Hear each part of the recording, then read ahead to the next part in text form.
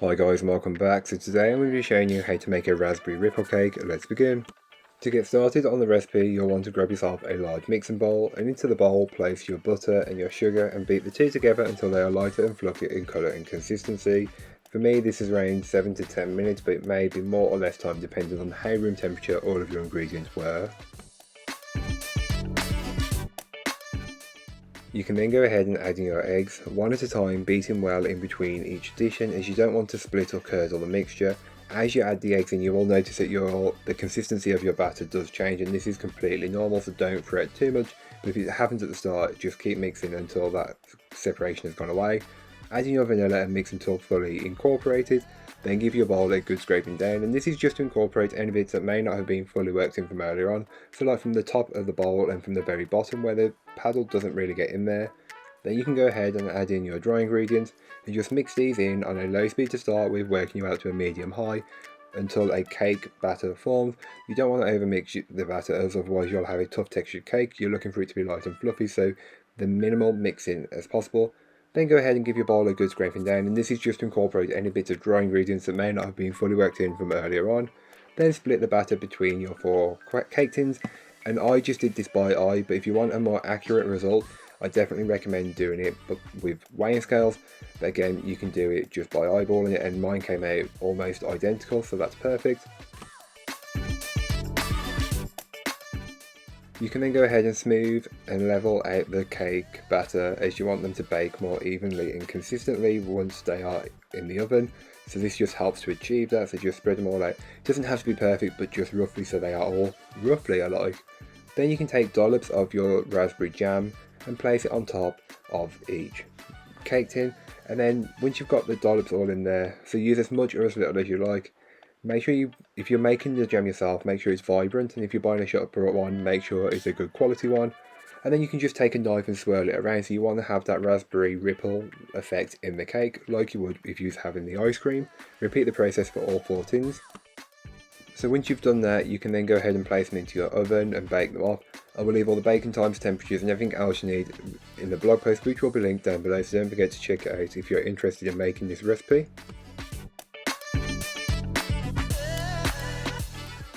So here are what the cakes look like once they have been baked, cooled, and I've leveled them, and I've halved them so there'll be 8 layers of cake instead of 4, and then I just brush them over generously with some of my raspberry simple syrup.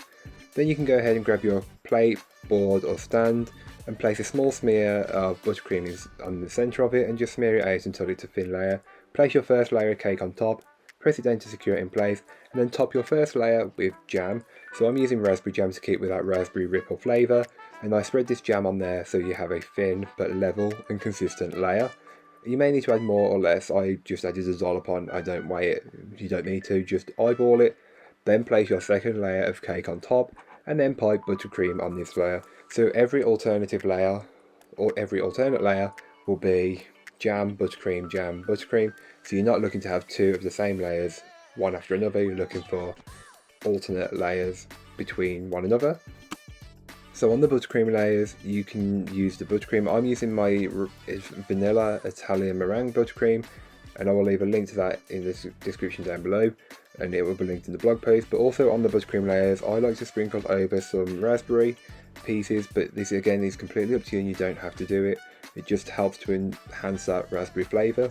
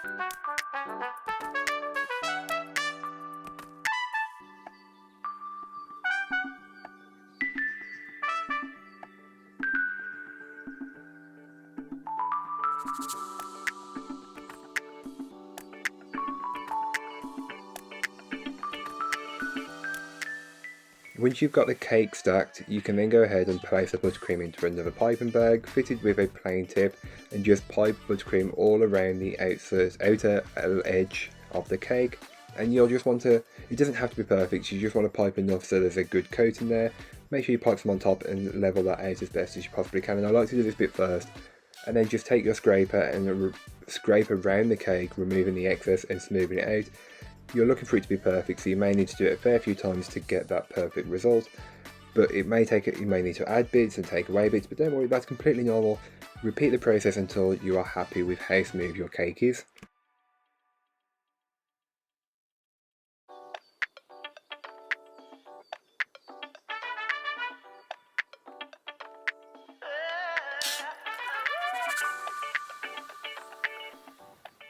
So with your remaining raspberry jam, you can take a palette knife and smear small amounts of the jam all over the cake. So you want it to be in dollops like that, big and small, all over, top, bottom and centre, and on top as well. And you'll start small and work your way up to adding more. Take a scraper and scrape and spread that jam all around so it looks like a kind of water paint effect. I don't really know what it's called, but if you think there's patches where there's not enough, you can add more in, but remember, you can always add but never take away.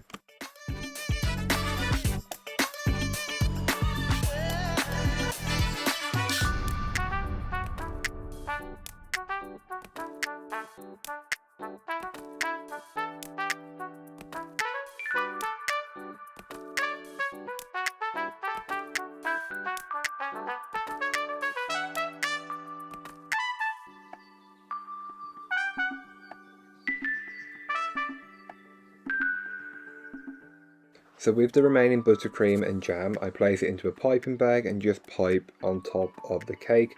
You don't need to do, really tall rosettes, as this cake is already quite tall at around 6.5 inches.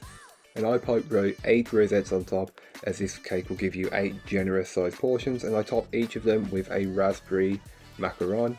This isn't a necessary step, but I just felt to keep the decoration simple, macarons worked really well. I've got a recipe for macarons which I used to make these ones, and I will leave it in the description and the blog post, which will both be linked down below. After decorating, place your cake into the fridge just to firm up, so I left mine for about an hour, but you can leave it for longer or until you need it. Then you can go ahead and start to cut the cake up and share it with your friends and family. This is a very big piece of cake and you will get a lot of portions, so if you want to share this with somebody, I would definitely recommend doing that. So that's all for today. I hope you enjoyed. If you did, don't forget to like, comment and subscribe for more from me. I'll be back again soon with another recipe, so join me then. In the meanwhile, don't forget to check out the description. There'll be a link to this recipe, a link to my blog, and links to all my social media, so don't forget to check me out over on there. But that's all for today. I hope you enjoyed. Bye guys.